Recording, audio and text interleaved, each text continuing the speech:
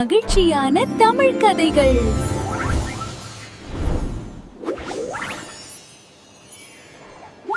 கதை தலைப்பு: பேராசை அணிலும் புத்திசாலி காகமும். ஒரு அழகான பச்சை காட்டில் ஒரு சின்ன அணில் வாழ்ந்து வந்தது. அது மிகவும் உழைப்பாளி.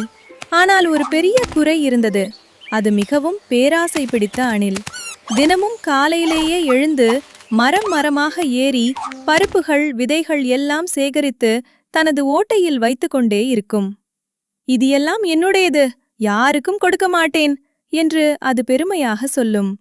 அந்த காட்டில் ஒரு புத்திசாலி காகமும் இருந்தது. அது எல்லாம் கவனித்துக் கொண்டே இருந்தது. ஒரு நாள் காகம் அணிலிடம் கேட்டது, நண்பா, இவ்வளவு சேமித்து என்ன செய்ய போகிறாய்?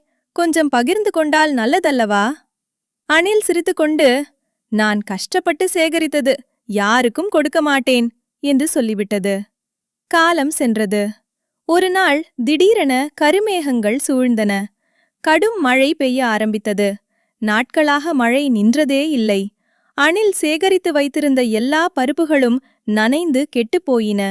அதற்கு சாப்பிட ஒன்றும் இல்லை. பசியில் தவித்துக் கொண்டிருந்த அணிலை பார்த்த காகம் தன் சிறிய உணவை கொண்டு வந்து, நண்பா, இதை வாங்கி சாப்பிடு என்று கொடுத்தது. அணிலின் கண்களில் கண்ணீர் வழிந்தது. நான் பகிரவில்லை, ஆனாலும் நீ பகிர்கிறாயே என்று கேட்டது. காகம் மெதுவாக சொன்னது, நண்பன் என்றால் பகிர்வான், பேராசை இருந்தால் ஒரு நாள் இப்படிதான் ஆகும்.